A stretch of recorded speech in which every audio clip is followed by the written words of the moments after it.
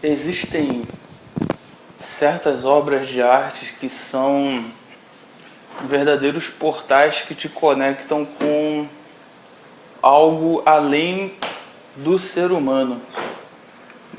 Realmente são criações que transcendem a própria natureza humana.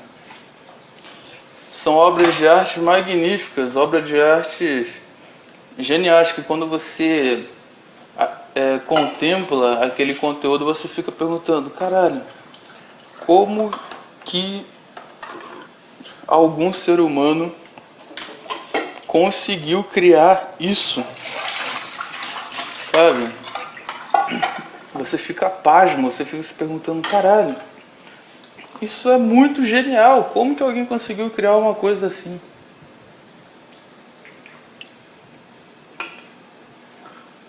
E quando uma obra de arte gera esse impacto em você, você começa a contar sobre essa obra de arte para todas as pessoas que você encontra, né? Por mais que todas as pessoas que você encontra não tenham a menor sensibilidade artística e espiritual também, você vai lá e vai falar, pô, pelo amor de Deus, assista essa música, ouça essa música aqui, porque essa música é uma obra de arte genial. É um tipo de música que você não vai escutar a todo momento tocando nas rádios. É algo realmente transcendental. Você está diante de uma raridade no mundo dos homens, entendeu? E essa obra de arte chamada Berserk é uma obra de arte que me gerou e ainda gera e ainda gerará muito mais essas constatações absurdas que eu tenho sempre que eu lembro dessa obra e sempre que eu assisto algum trecho relacionado a essa obra e sempre que eu me deparo com alguém falando sobre essa obra, porque realmente é uma coisa extremamente genial, entendeu? Extremamente genial. E Berserk se passa na Idade Média.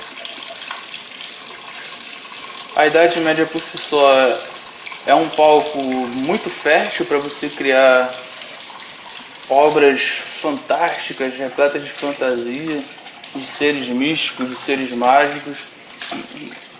E eu não vou falar pormenores dessa obra porque, sei lá, eu não consigo contar as coisas de uma maneira muito técnica, sabe? Eu não consigo falar sobre as características de cada personagem, não consigo falar assim muito bem sobre a trilha sonora, sobre o cenário, sobre a paleta de cores, sobre a animação, sobre o enredo. O que eu consigo falar é falar sobre a história de um modo geral, sabe?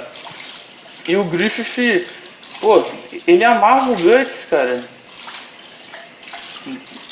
O Griffith amava o Guts, entendeu? E quando o Guts resolveu deixar o Bando Falcão, o Griffith ficou sem chão, sabe?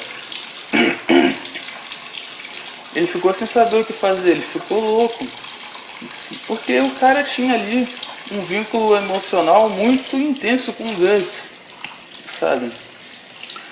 Era um sentimento que ele não tinha por nenhuma outra pessoa, um sentimento que ele nunca teve por nenhuma outra pessoa. E por algum motivo ele sustentou esse sentimento intenso pelo Guts. E quando o Guts resolveu deixar o Bando Falcão, tudo isso se desmoronou, tudo isso se desvaneceu e ele ficou sem saber o que fazer, né? Porque o Guts, bem ou mal, apesar de todo o temperamento complicado que ele tem, ele era ali a pedra angular do Bando Falcão, pô. Ele era a pedra angular do Bando Falcão. Tanto é que a partir do momento que o Guts passou a fazer parte do Bando do Falcão, pô, o Bando Falcão começou a se transformar num grupo imbatível, sabe?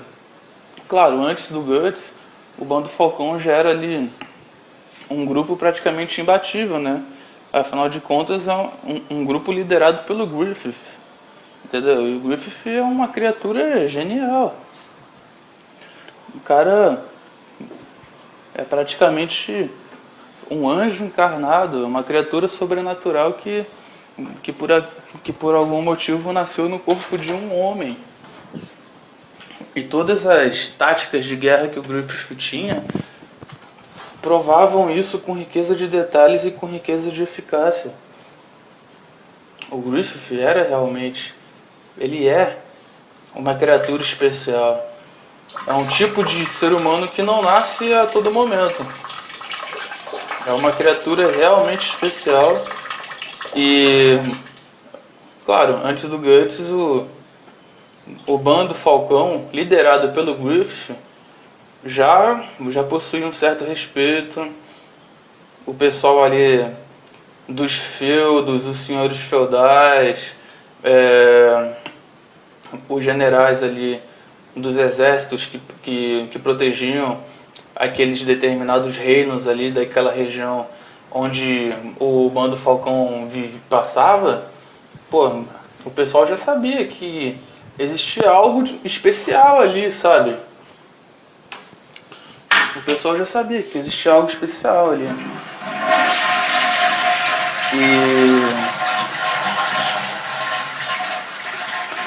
E quando o Guts entrou no Bando do Falcão, aí realmente a coisa se amplificou de uma maneira inacreditável.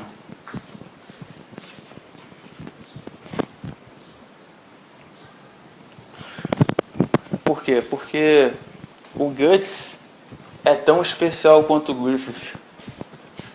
Os dois são criaturas que não aparecem a todo momento no mundo dos homens, sabe? São criaturas realmente especiais. E todas as coisas que o Guts e o Griffith fazem são coisas realmente que transcendem qualquer lógica, que transcendem qualquer explicação e que deixam as pessoas estarrecidas, sabe? Você vê qualquer ação que o Guts faz, você fica de boca aberta, você fica pensando, caralho, como que ele fez isso? Por exemplo, naquele momento em que ele assassina 100 pessoas, 100 guerreiros altamente treinados, que já estavam acostumados com batalha, o Guts no meio da floresta estraçalha esses 100 guerreiros, sabe? Acostumado com batalha. O Guts no meio da floresta estraçalha esses 100 guerreiros, sabe?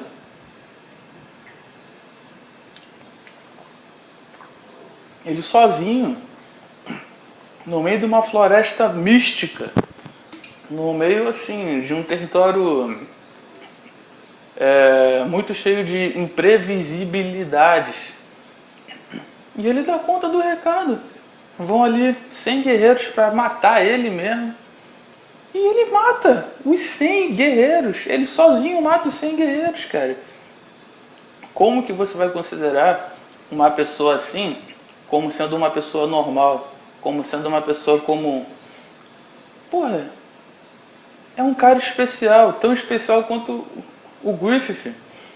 Porque as coisas que o Griffith faz estão ali naquela mesma envergadura sobrenatural que o Guts também faz, pô. E aí eu fico pensando, né?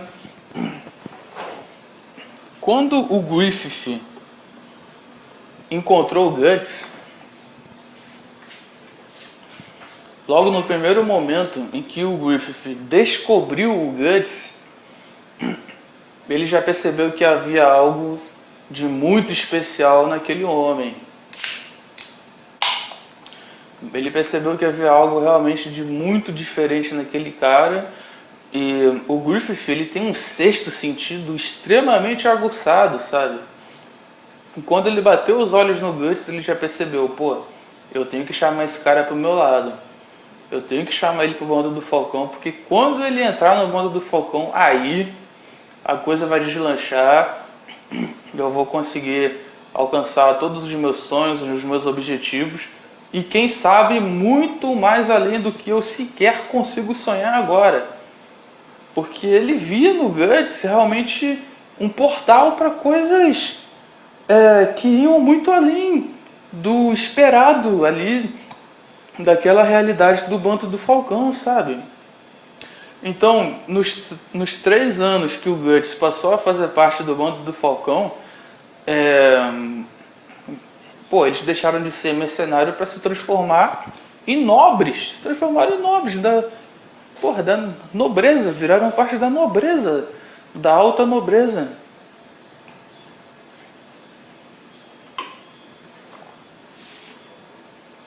Bom, agora eu vou lavar a louça aqui.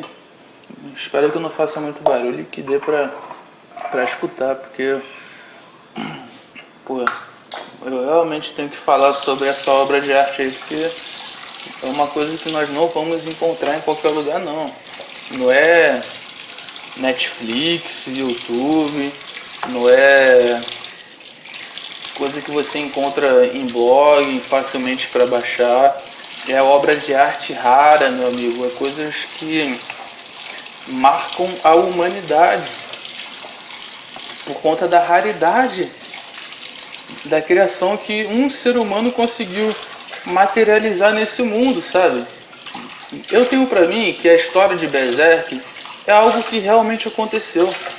Algo que realmente aconteceu e que o autor, por algum inexplicável motivo, ele conseguiu captar esse acontecimento e conseguiu materializar esse acontecimento de uma forma extremamente genial aqui pro nosso mundo, entendeu? Tinha que colocar uma batata aqui pra cozinhar, né? Deixar cozinhando aqui. Uma batata e um inhame enquanto eu lavo a louça. Porque aí eu acho, né? Quando eu terminar de lavar a louça, a batata e o inhame já vão estar cozidos, porque isso daí demora um pouco pra cozinhar, né? Eu tento fazer comida, eu não sou muito bom cozinheiro não, mas como eu não tenho ninguém pra fazer comida pra mim, então eu faço da minha própria comida. E graças a Deus, né? Graças a Deus tenho comida pra fazer. Tem gente que não tem, não. Bom, aí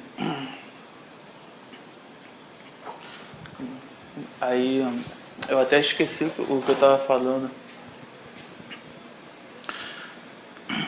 Bom, aí quando o Guts...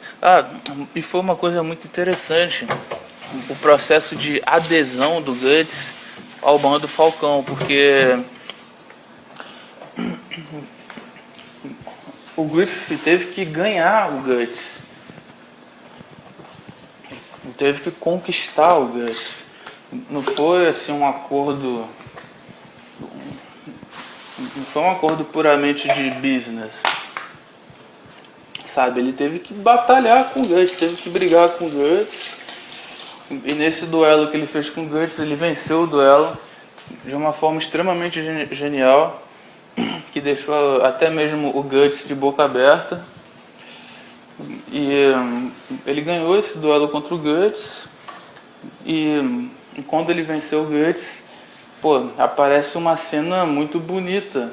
Uma das cenas mais geniais, mais especiais e mais bonitas do anime inteiro, sabe? Eu tô falando do anime de 97, anime da década de 90, porque os animes da década de 90, eles possuem uma atmosfera muito mais envolvente do que os animes contemporâneos, sabe? É uma coisa até que eu não sei explicar. Eu só sei que os animes da década de 90, eles têm um feeling muito mais intenso do que os animes contemporâneos. De maneira que fizeram aí um remake do Berserk que não chega aos pés do anime de 97 nem daqui a 5.000 anos-luz, sabe?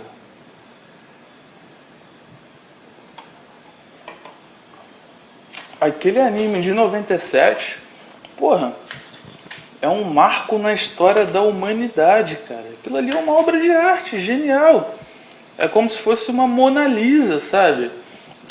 É algo desse quilate, claro, na minha opinião, né? Na minha opinião. Então, o Griffith, ele tem que batalhar com o Guts para conquistar ele. Ele conquista o Guts. Ele conquista o Guts e é uma cena muito bonita que ele pega assim no rosto do Guts e fala: agora você é meu, agora você me pertence. E realmente, naqueles 3 anos que o Guts ele fez parte do Bando Falcão, dava pra perceber que a vida dele, quer dizer, não somente a vida do Guts, mas a vida de todos os membros do Bando Falcão pertenciam ao Griffith. Porque tava todo mundo ali batalhando em prol do Griffith, sabe? Ninguém ali tinha um objetivo específico, ninguém ali tinha uma meta específica. Tava todo mundo ali batalhando para fazer parte do sonho do Fico. Ninguém ali tinha uma meta específica. Tava todo mundo ali batalhando para fazer parte do sonho do Griffith. Por quê? Porque o sonho do Griffith era uma coisa muito especial. É uma coisa muito simbólica, uma coisa muito libertadora, sabe? Eles viviam numa realidade ali de miséria, de escravidão. E na Idade Média, se a pessoa nascesse pobre, ela seria pobre por toda a vida. E todo mundo que estava ali no Bando Falcão eram miseráveis, eram pobres, eram pessoas desesperadas, eram ladrões, pessoas excluídas da sociedade, pessoas abandonadas, como foi o caso da Casca, né? Que foi comercializada quando era criança, foi vendida para um nobre filho da puta, tentou estuprar ela, aí ela fugiu desse nobre, o nobre foi atrás dela, quando o nobre já estava para pegar ela para estuprar, o Griffith apareceu como um anjo de luz, tacou uma espada assim para ela e falou: se defende aí. Ela pegou a espada, matou o cara que estava tentando estuprar ela. Isso era com, sei lá, 5, 7 anos de idade. A Casca tinha.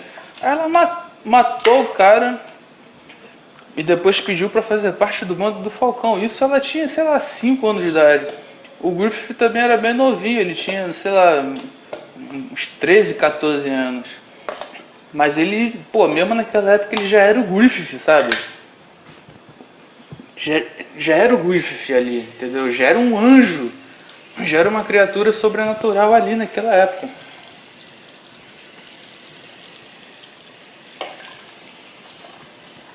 E a Casca, quando viu aquilo, ela ficou impressionada, né? Ela falou: cara, ela ainda criança, né? Criança ainda. Mas mesmo ela criança com 5, 7 anos de idade, ela já percebeu ali que ela estava diante de uma criatura muito especial. Ela estava diante de algo realmente anômalo. Então ela passou a fazer parte do Bando do Falcão dessa forma também. Que a gente pode falar, né? Que ela foi também conquistada pelo Griffith. Assim como todo mundo que estava no Bando do Falcão. Tava todo mundo ali por causa do Griffith. O Griffith era a razão de ser do Bando do Falcão. Tava todo mundo batalhando ali pra fazer o sonho do Griffith se tornar realidade, pô. O cara tinha o sonho de ser rei, de ter o próprio reino. E aquilo, para aquela realidade ali deles, era uma coisa muito intangível, era uma coisa praticamente inalcançável, sabe? Mas com o Griffith do lado, tudo o que era impossível passava a ser perfeitamente possível. Tudo com o Griffith se transformava em realidade, sabe? Com o Griffith nada era impossível, o cara realizava milagres o tempo todo. Então, as pessoas percebiam aquilo e se deixavam ser lideradas pelo Griffith. Elas entregavam literalmente a vida pro Griffith. Porque, elas sabiam que enquanto as vidas delas pertencessem ao Griffith, as vidas delas teriam algum significado. as vidas delas não seriam em vão. As vidas delas estariam sendo vividas por algo maior, que era o sonho do Griff. E o Griff é uma criatura especial, genial, sabe? Então o Griffith era a própria esperança encarnada. Ele era a materialização do impossível. Então todo mundo que conhecia o Griffith entregava imediatamente a vida na mão do Griffith e se doava por inteiro ao Griffith. Isso aconteceu com o Guts também. O Guts, por um momento, ele se viu totalmente seduzido pelo Griffith, sabe? O Guts, que era um cara extremamente marrento, antissocial. Depois que ele conheceu o Griffith, tudo isso mudou. Ele considerou o Griffith como um amigo, como um irmão. E de certa maneira ele também amava o Griffith, sabe? Ele amava o Griffith. Ele fazia tudo o que o Griffith mandava, claro, daquele jeito dele, com aquele temperamento impulsivo dele, mas ele fazia. A vida dele estava ali totalmente entregue ao Griffith. Mas a partir do momento que essa ficha caiu pro Guts, a partir daquele momento em que ele viu aquela conversa que o Griffith teve com aquela princesa, onde o Griffith ele mandou a real, né? Ele falou: olha, eu só posso considerar uma pessoa como sendo a minha amiga se essa pessoa tivesse o poder e a capacidade de correr atrás do próprio sonho e não se entregar a mim como um escravo e não depender de mim para ter alguma razão para viver. E o Guts, quando escutou isso, ele ficou muito tocado com isso, sabe? Aquilo ali mexeu muito com ele. Ele começou a pensar: pô, eu tô vivendo pra quê? Por que eu tô me doando tanto pra esse cara se ele nem ao menos me considera como um amigo? Claro, isso foi um pensamento equivocado do Guts, porque o Griffith ele amava o Guts, sabe? Eu acho até que era a única pessoa que o Griffith considerava como um amigo e amava, e a única pessoa que o Griffith tinha algum verdadeiro sentimento era o Guts. Era o Guts. Eu acho que nem pela casca o Griffith tinha tanta consideração. O Guts ali tinha um significado muito profundo pro Griffith, entendeu? Assim como também o Griffith tinha um significado muito profundo pro Guts. Mas o Guts, quando viu aquela conversa do Griffith com a princesa, ele ficou muito sentido com aquilo. Aquilo mexeu muito com ele. Então, na cabeça do Guts, ele pensou o seguinte: bom, eu gosto tanto do Griffith, mas eu acho que ele nem me considera como amigo, porque eu estou entregando a minha vida para ele. E ele falou para a princesa que ele só considera como amigo, que ele só poderia considerar alguém como sendo amigo dele se essa pessoa tivesse a coragem de viver o próprio sonho.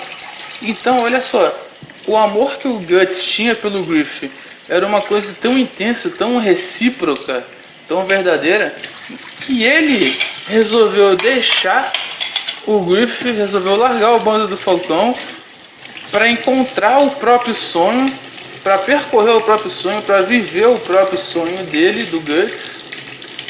Por quê? Porque assim, talvez o Griffith, para viver o próprio sonho dele, do Guts. Por quê? Porque assim, talvez o Griffith passasse a enxergá-lo como um amigo. Talvez o Griffith assim considerasse o Guts como sendo amigo dele, entendeu?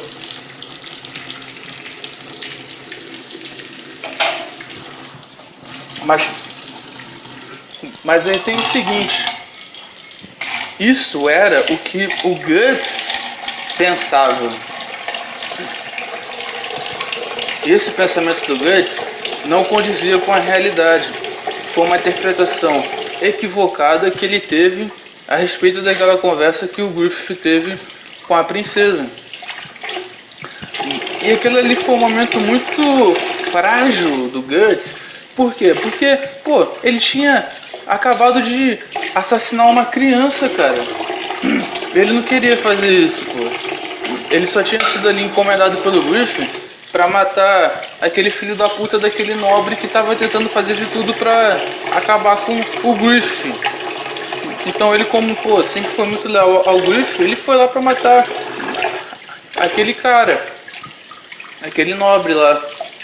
Só que, como o Guts, ele só tinha experiência em combate frente a frente, em guerra, em batalha sangrenta, onde você desembainha a espada mesmo, enfia a espada na cara da pessoa mesmo durante o combate, durante a guerra. Então ele não tinha uma experiência de ir na tocaia, de ir ali na penumbra, de matar uma pessoa por encomenda. Ele não era um assassino assim de aluguel, ele era um cara acostumado com guerra. Então ele fez uma merda muito grande lá, porque, pô, ele não sabia fazer aquilo.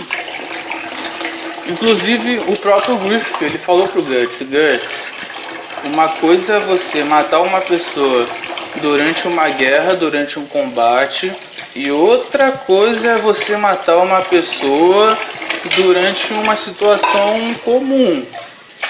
Uma coisa é você matar uma pessoa por encomenda, e outra coisa é você assassinar uma pessoa no combate. Você é capaz de fazer isso por mim? Você pode matar aquele filho da puta que fica aí me enchendo o saco, que quer me detonar? O Guts falou, claro, pô. Pô, se eu faço tudo, absolutamente tudo. Só que, pô, ele não tinha esse macete. Então, apareceu um monte de soldado, porque ele deu pista. Todo mundo ficou sabendo que estavam ali matando aquele nobre. Aí apareceu o filho do nobre. E ele já estava desencapuzado, já estava com o rosto de fora.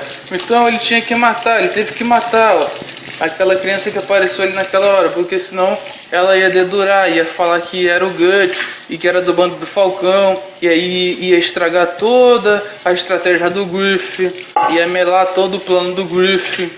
Então ele pegou e foi naquele impulso dele, não, uma pessoa impulsiva, e enfiou a espada no moleque e matou o moleque meio que sem querer, sabe? No impulso ali, isso mexeu muito com ele. E logo em seguida, ele visualiza o Griffith tendo aquela conversa com a princesa, pô. Aí isso mexeu muito, muito com ele. Tava muito vulnerável ali.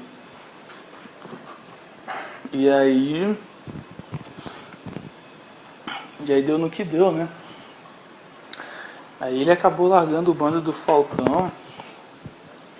Depois que ele teve aquele duelo com o Griffith, o Griffith ele falou, ó, eu ganhei você num duelo.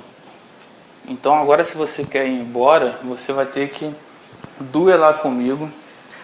E você só terá permissão de ir embora se você vencer esse duelo. Se você perder, você vai ficar aqui e ponto final. Aí ele foi duelar com o Griffith.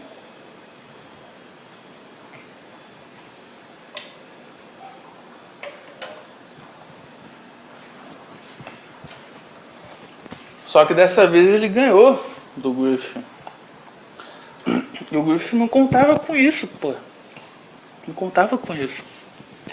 De maneira que o Griffith ficou extremamente perturbado. Ficou sem saber o que fazer.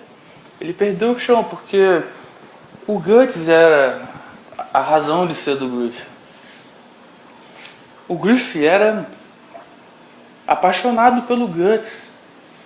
Essa é a verdade. O Griffith era apaixonado pelo Guts. Era a razão de ser do Griffith. Era a pedra angular do bando do Falcão. Então, quando ele deixou o bando do Falcão sob aquela circunstância toda, e ele já tinha, e o bando do Falcão já tinha acabado de adquirir uma posição nobre na sociedade, eles já estavam tendo ali muito status, já estavam repletos de lisonjas, de honrarias, de riqueza, de conquista. Aí, pô, o integrante principal ali do bando do Falcão, depois do Griffith, que é o Guts, pô, resolve abandonar, resolve jogar tudo isso pra cima. Pô, aquilo mexeu demais com o Griffith, demais. De modo que ele cometeu aquela loucura, né? Ele praticamente, depois, pô, Foi logo depois daquele duelo que ele teve com o Guts, logo depois da partida do Guts, ele perdeu a cabeça e praticamente estuprou a princesa lá. Claro, a princesa já era totalmente apaixonada pelo Griff, mas, porra, eu não sei por que ele foi fazer aquilo, cara. Sabe, ele ficou tão sem chão, as coisas perderam tanto sentido, tanto o significado, que ele resolveu, sei lá, meio que chutar o balde. Ele estava totalmente desnorteado, ele estava louco. Aí ele foi lá ficar com a princesa, transou com a princesa. Quando ele saiu do quarto da princesa, aquela filha da puta lá, daquela empregada, viu ele saindo, contou pra todo mundo, o rei ficou sabendo, o rei colocou ali as tropas pra cercar o Griffith e pegaram o Griffith, e depois disso só aconteceu desgraça. Depois disso tudo desandou, só aconteceu desgraça, e nunca mais a vida do Griffith foi a mesma, e nunca mais a vida do Guts foi a mesma. Aquele ali foi um ponto de mutação intenso. Aquele momento foi um ponto de mutação muito intenso, sabe? E aí, pô, tacaram o Griffith num calabouço. Ele ficou 1 ano sendo ininterruptamente torturado. Sofreu uma tortura bárbara durante 1 ano, cara. Tacado na porra do calabouço. O Guts estava na casa do caralho, numa ilusão de tentar encontrar o próprio sonho. Estava vivendo de uma maneira errante. E a Casca, pô, teve que ficar lidando sozinha com toda aquela situação. Se viu obrigada a liderar o bando do Falcão, a continuar de alguma maneira tocando o sonho do Griffith. E se ela não fosse uma mulher forte, uma mulher gay, Falcão, a continuar de alguma maneira tocando o sonho do Griffith. E se ela não fosse uma mulher forte, uma mulher guerreira, tudo aquilo ali teria terminado de uma forma infinitamente pior, porque tudo aquilo se desvaneceria, sabe? E ela manteve o bando do Falcão vivo, mesmo sem um Guts, mesmo sem um Griffith. Ela manteve a chama acesa, o fogo sagrado da esperança aceso, sabe? E saiu guerreando com todo mundo que aparecia, foi pra porrada com todo mundo. E, pô, e ela é uma mulher, sabe?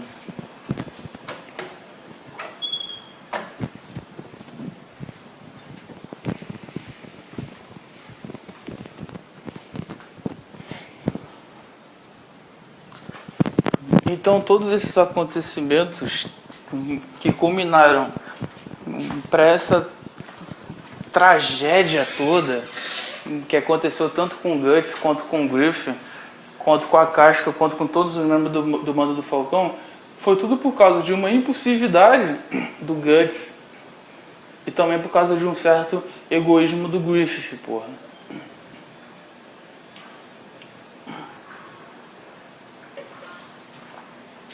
E tudo isso culminou no quê? No que tudo isso culminou? No eclipse. No eclipse aconteceu uma desgraça inimaginável. Todo mundo se fudeu. O Griffith se tornou um demônio.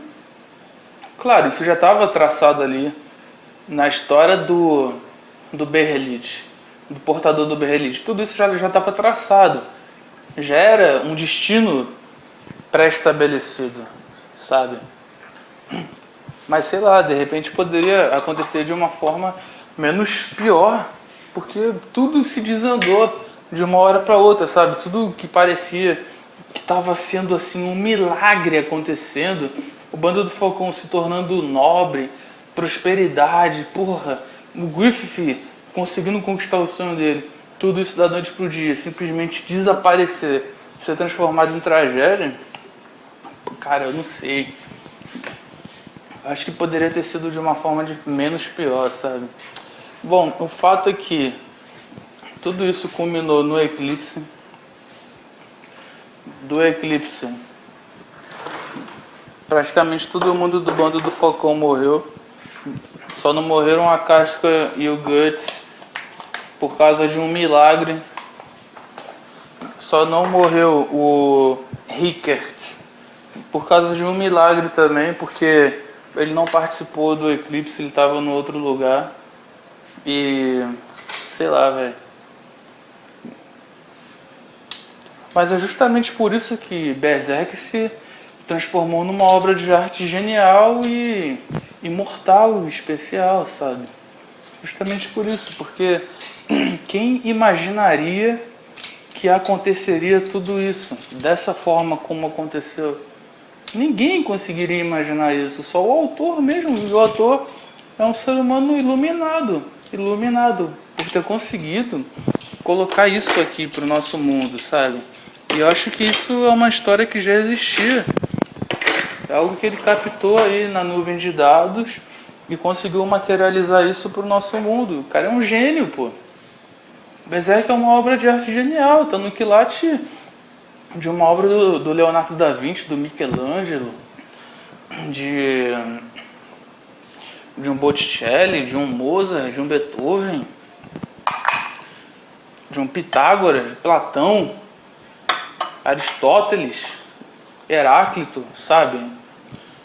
O Miura, que é o sobrenome do autor de Berserk, Miura é o sobrenome dele.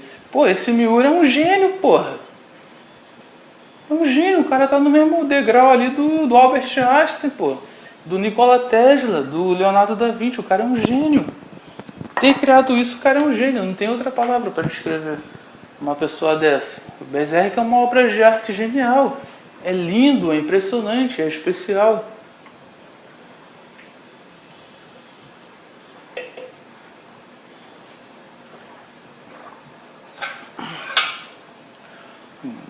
Pô, aquela cena que o Griffith tá todo fudido, jogado no calabouço.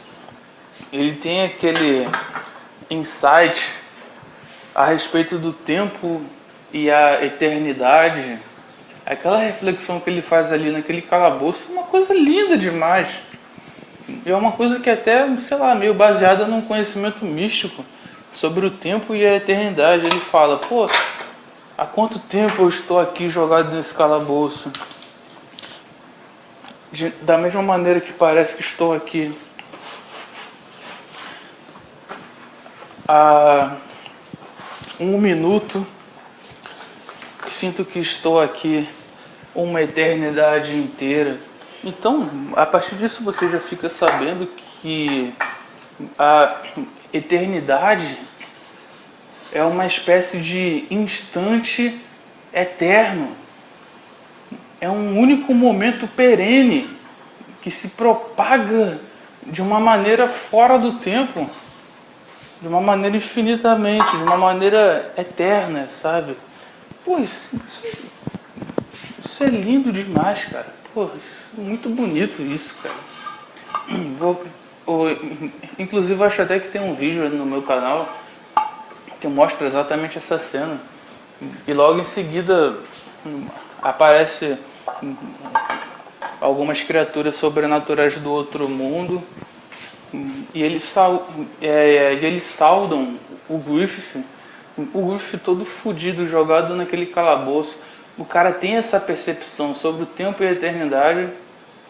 Em seguida aparecem essas criaturas do outro mundo e saudam o Griffith e falam: ó príncipe, príncipe dos eternamente condenados, viemos apenas saudá-lo.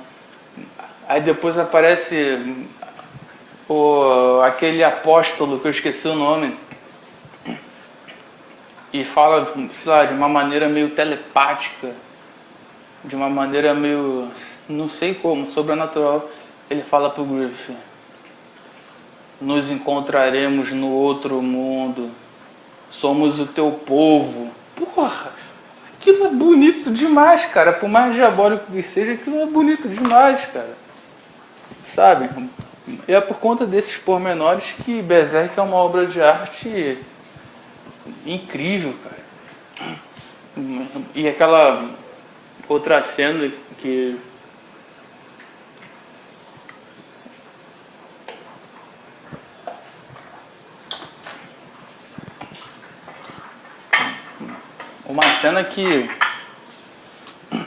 O Griffith tem uma espécie de diálogo. Berserk é uma obra de arte incrível, cara. E aquela outra cena que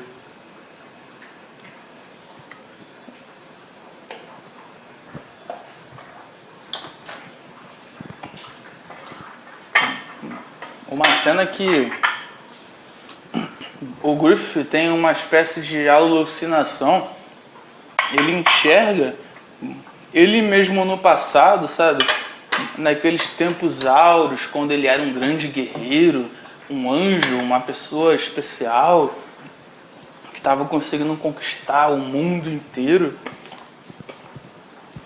E aquela projeção dele do passado encontra com ele no presente e fala: o que você está fazendo aí?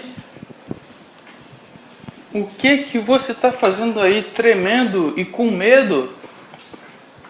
Levante-se daí agora.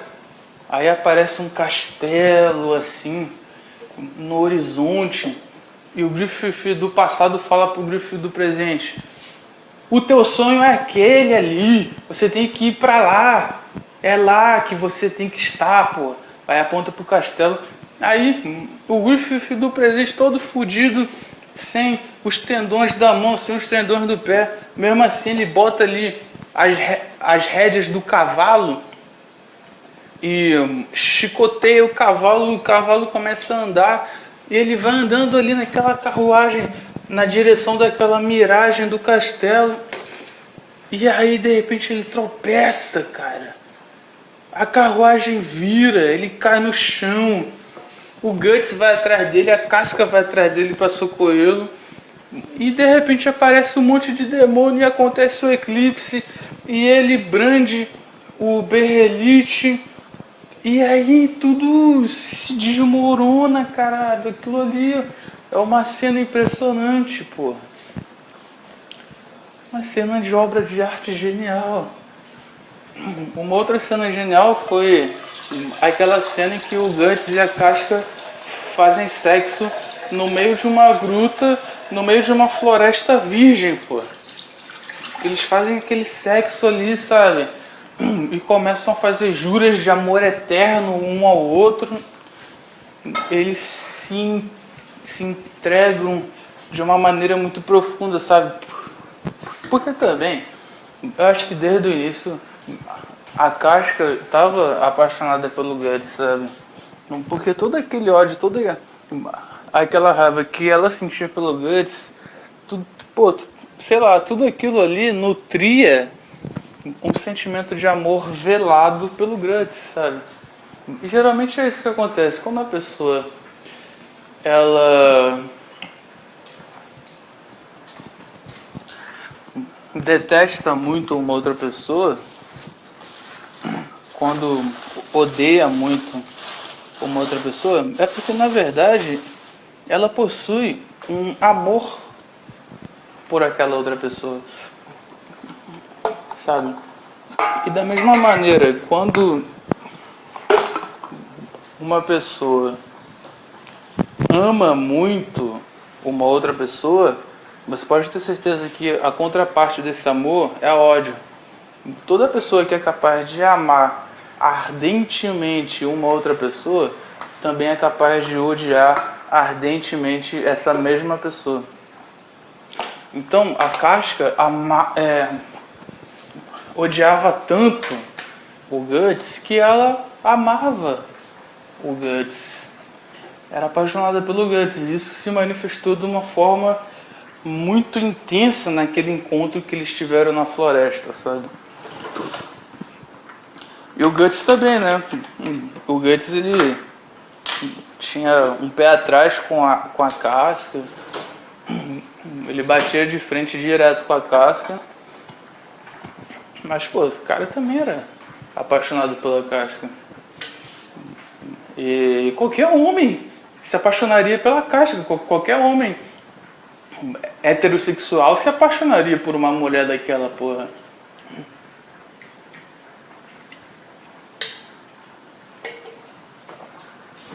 Pô, como que você não vai se apaixonar pela Casca? Uma morena daquela, uma amazona, uma guerreira bonita pra caramba, gostosa, leal, fiel, verdadeira, intensa, profunda, inteligente. Pô, como que você não vai conseguir se apaixonar? Sabe, como que você não vai se apaixonar por uma mulher assim? É impossível. E o Guts, com toda aquela peculiaridade dele, se apaixonou pela Casca, pô. E eles se encontraram ali naquela floresta e se entregaram alucinadamente um ao outro e fizeram sexo ali.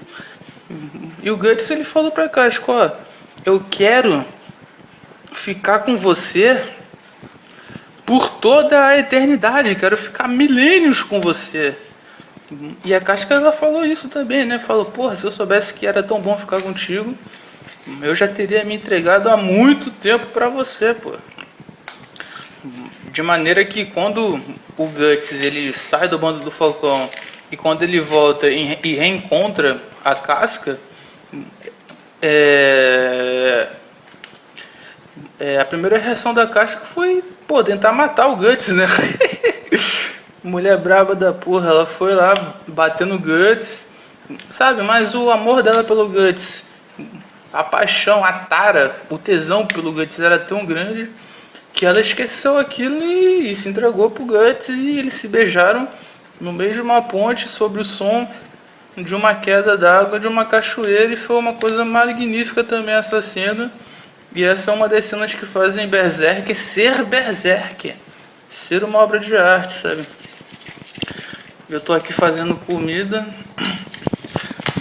Espero que eu consiga fazer esse bife aqui. Comprei um lagarto. A carne é lagarto. Que é a melhor carne que existe, né? Que é o lagarto.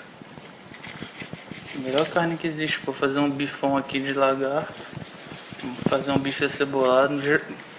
Hoje é sexta-feira, eu já vou deixar a comida pronta pra amanhã, porque amanhã eu não sei se vai dar pra eu cozinhar.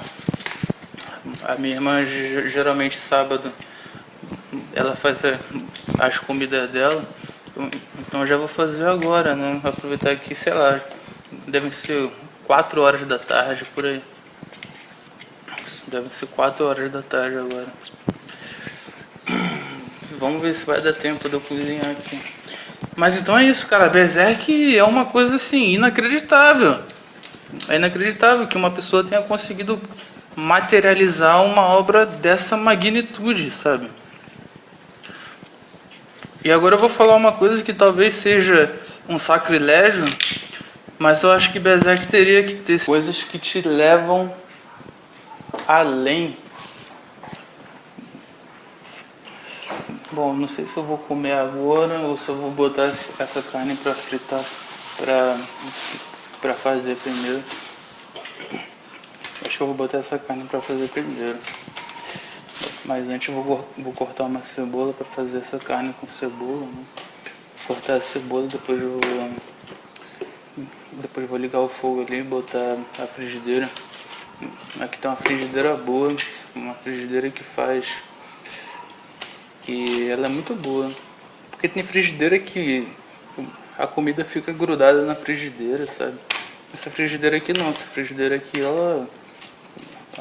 a comida fica soltinha nessa frigideira. Mas, pô, Berserk é uma obra de arte incrível. Depois eu vou estar falando sobre mais obras de artes incríveis aí. Sobre mais animes. Os animes, cara, pô, eles são feitos pelo povo japonês, né? O povo oriental e em especial o povo japonês, pô, são o povo mais inteligente, mais sábio e mais sensível da Terra, sabe? São os orientais. Somente um oriental é capaz de criar uma obra como Berserk, sabe? Não é generalizar, mas é verdade. Só um oriental consegue criar uma coisa linda, especial como Berserk, entendeu?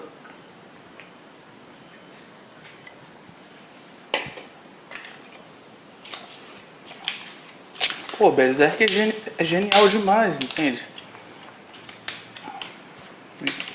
É genial demais. Coloca aí no Google assistir Berserk legendado online. Coloca isso no Google e assiste Berserk, o anime de 97. O anime de 97, que é o melhor material de Berserk que existe, é o anime de 97, sem sombra de dúvidas, porque é aquilo que eu falei, né? Os animes da década de 90 são uma coisa de louco, sabe? Na década de 90, a década de 90 é uma coisa muito intrigante. É uma coisa muito intrigante. Por quê? Porque na década de 90 houve um limbo existencial no planeta inteiro. Foi uma década em que não houve, graças a Deus, não houve uma guerra muito estrondosa, não houve uma ideologia muito forte, não houve uma identidade específica da década de 90, não houve, sabe? O que aconteceu foi o nascimento da internet, cara. O nascimento da internet para a população, da internet em larga escala. Acho que isso foi a tônica da década de 90. Mas a década de 90, na minha opinião, ela ficou mais marcada pelos animes, pô. Pelos animes da década de 90, sabe? Os animes da década de 90, nenhum anime agora contemporâneo consegue se equiparar aos animes da década de 90. Os animes da década de 90 são especiais demais, são incríveis, cara. Nada consegue chegar perto dos animes. Pô, Evangelion, Shurato, Cavaleiros do Zodíaco, Dragon Ball, Ghost in the Shell, Berserk, Serial Experiments Lane, que é um anime fodástico, que depois eu vou falar aí, que é um anime foda, obra de arte genial também. Pô, tão genial quanto Berserk, claro, é uma história diferente, mas é tão genial quanto Berserk. Qual outro? E o Yu Hakusho, sabe? São obras de artes assim, que só daqui a 500 anos é que a raça humana vai conseguir captar o valor dessas obras de arte. Só daqui a 500 anos. Que são os animes da década de 90. São os animes mais especiais da história do mundo, são os da década de 90. Eu acho que já falei demais. Eu acho também que derrubei uma cebola no chão. Só que para conseguir encontrar essa cebola que eu derrubei no chão vai ser algo tão impossível quanto encontrar, sei lá, os restos mortais de Adão e Eva. Então é isso, eu vou finalizar esse áudio por aqui. É nóis.